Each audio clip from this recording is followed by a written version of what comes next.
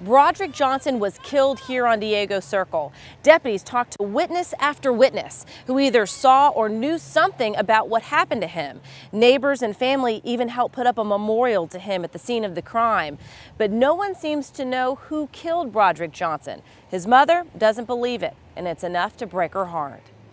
Rosa Duke's son, Broderick Johnson, had his birthday this month, but instead of spending it with him, she spent it remembering him. He was a well-liked young man. He had many, many friends. A lot of people like him. But someone killed Johnson, shot him in the head here on Montclair's Diego Circle in 2011. Dukes will never forget that night in May. He left after someone repeatedly called the house. Each time he picked up, no one answered until the third call. He said, "Hello." And they said something. He said, "Who?" And he said, "Oh, hey, man. I haven't heard from you in a long time." He said, "Hold on, Mom." He said, "I'll be right back. I'm not going no place." So he went out the room. And that's when I dropped off to sleep. She awoke to neighbors telling her Broderick Johnson had been shot. She raced the few blocks to where he was and dove beneath the crime scene tape to see him. He just was laying there. He just laid there, and all I could do was just look at my child laying there. I couldn't help him. I couldn't do nothing but cry and pray to God for him, ask God to save his soul, and ask God to get the one that did this to my child. Another man was shot in the leg but survived. Despite witnesses, no one will name the shooter. His mother, known to friends and neighbors as Mama Rosa, keeps up this memorial to her son's unsolved murder. The answers, I want to know why. Why kill him? Why you want to take his life from his family? His mother, his sister, his brother, his child, his only child who he'll never see grow up. His only child who cried for his dad. Don't understand why his daddy is gone. What can you tell a child when they keep asking you why? I have no answer for my grandson.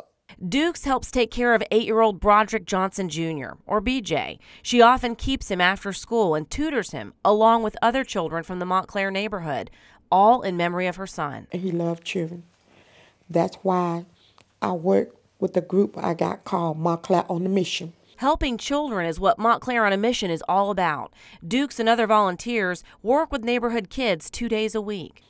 To reach back into my neighborhood, to help the young children, these little kids that run around here, to stay focused, to stay in school, and not to get caught up in doing the wrong things. And let them know that someone loved them and someone out there reaching out to want to help them. Management at Solarian Pond Apartments let them use their clubhouse and offer children a safe place from the streets after school.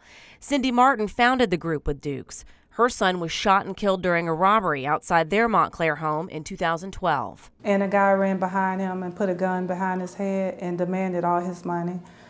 He gave him all the money, and when the opportunity presented itself, he ran and tried to get in the house, and the guy, in a rage, ran behind him and shot through the door and killed him.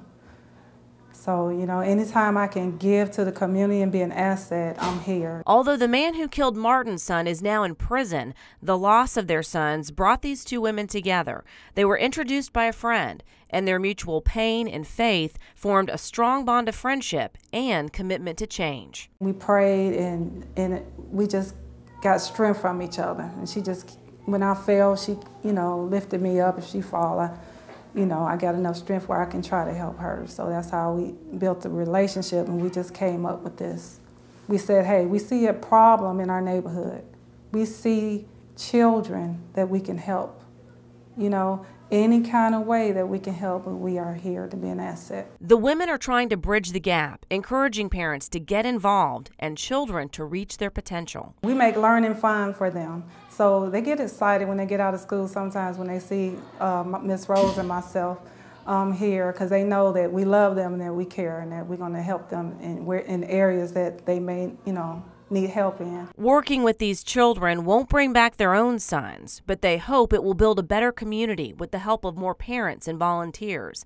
Rosa Dukes wants to see an end to the violence that took her son's life, but she's still praying for answers. But I just ask and pray to God that someone will have a heart to come forward and tell what they know. It's not too late. We still want justice for what happened to Broderick.